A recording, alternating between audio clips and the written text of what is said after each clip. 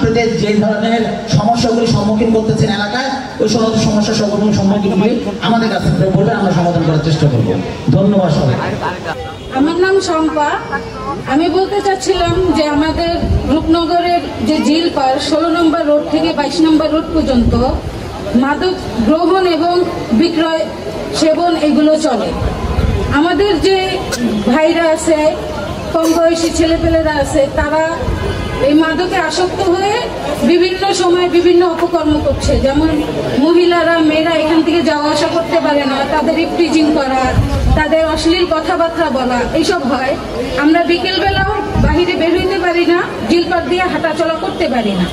তারপরে এই যে সন্ধ্যার পর থেকে আপনার বাইকের সাইলেন্সার জোরে বাজিয়ে গাড়িগুলো যখন আসা যাওয়া করে, হাটের রুগীদের জন্য আর সাধারণ মানুষের জন্য খুব সমস্যা হয়।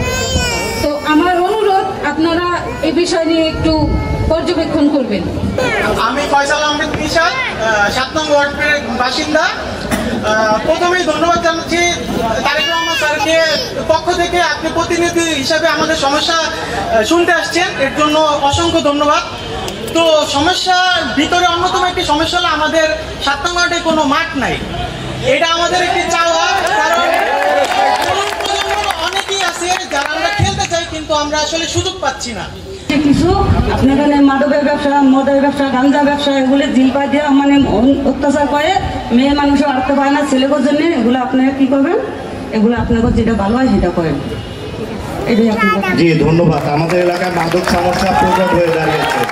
আবাসিক মোড় এবং শিয়ালবাড়ি মণিপুর স্কুল এবং শিয়ালবাড়ির মোড়, এই 3টা জায়গায় শুক্র শনি বাদে অন্যান্য যে দিনগুলি আছে ট্রাফিক নিরসনের যে সমস্যাটা, এটা নিয়ে একটু বিকল্প পরিকল্পনা করা উচিত ছিল, বা আগামীতে এটা নিয়ে একটু বিকল্প পরিকল্পনা চিন্তা ভাবনা করা উচিত ছিল। কারণ অন্যান্য দিনগুলোতে যে পরিমাণ জ্যাম থাকে, এই জ্যাম নিরসনে একটা ব্যবস্থা নেওয়া উচিত আমি মনে করি।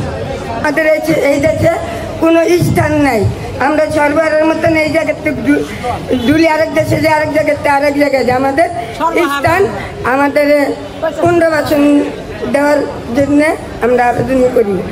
আমরা মনে যেন অসহায় থাই, আমাকে ঘর বাড়ি নাই, কিচ্ছু নাই, আমরা পরের বাড়িতে থাকি, আমার কোনো ঠিকানা নাই।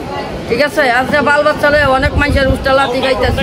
7 নং ওয়ার্ড আঞ্চলিকের সাধারণ সম্পাদক খোকন মাতব্বর থেকে উনি একটি কথা বলেছেন যে এই 7 নং ওয়ার্ড একটি কোনায় থাকার কারণে ঢাকা 14 আসনে যারাই আসে একে অবহেলিত হয়।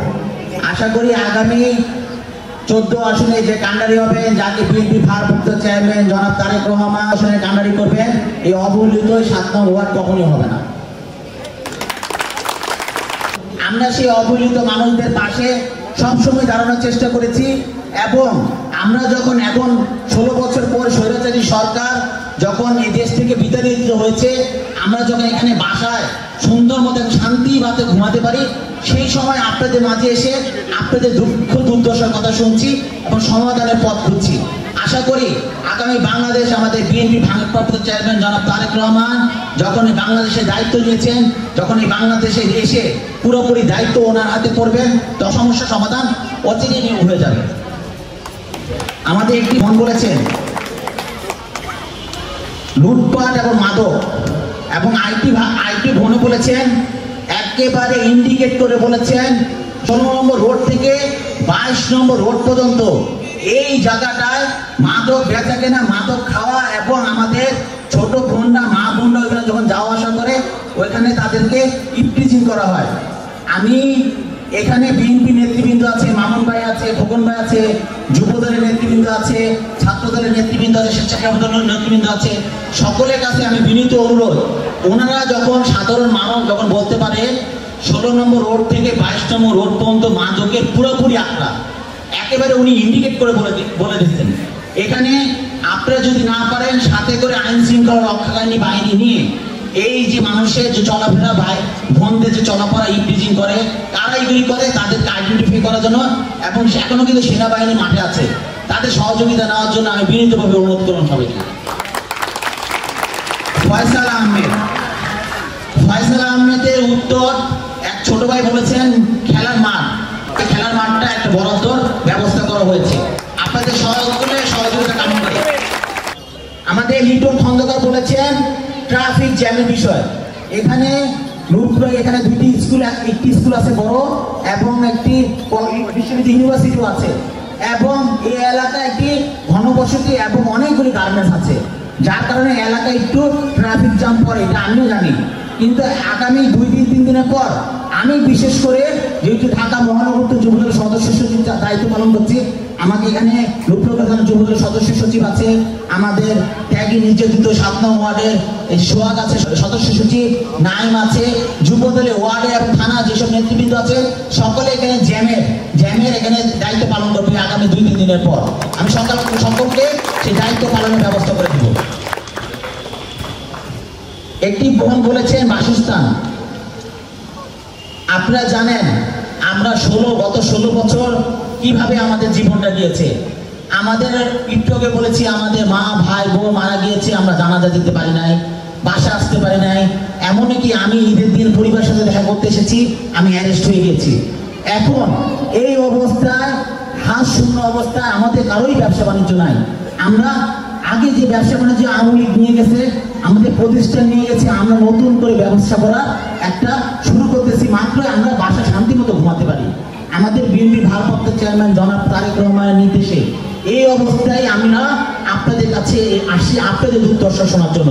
অবশ্যই আমাদের বিএনপি ভারপ্রাপ্ত চেয়ারম্যান জনাব তারেক রহমান আমাদের রাষ্ট্রের দায়িত্ব নিলে অবশ্যই সবার একের পুনর্বাসনের ব্যবস্থা করা হবে, যাদের বাসস্থান নাই তাদের ব্যবস্থা উনি অবশ্যই করে দেবেন, আমরাও করে দেবো, আমরাও সহযোগিতা করব। শম্পা আপা একই কথা বলেছে মাদকের বিষয়।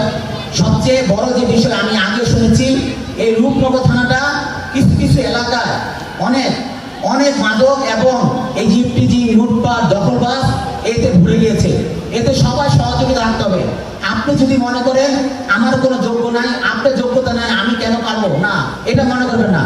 আপনার অনেক যোগ্যতা, আপনি যখন সৎ থাকবেন আপনার হাতে কিন্তু 100 জনের শক্তি আছে।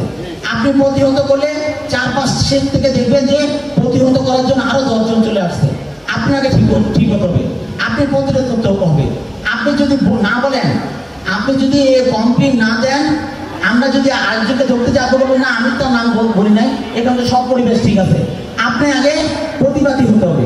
আপনি যখন প্রতিবাদী হবেন দেখবেন যে আপনার সাথে আর 10 জন প্রতিবাদ দাঁড়ায় গেছে। নিজের সৎ সাহস রাখতে হবে। আপনাদের সাথে জাতীয়তাবাদী দলের সকল নেতাকর্মী আছে।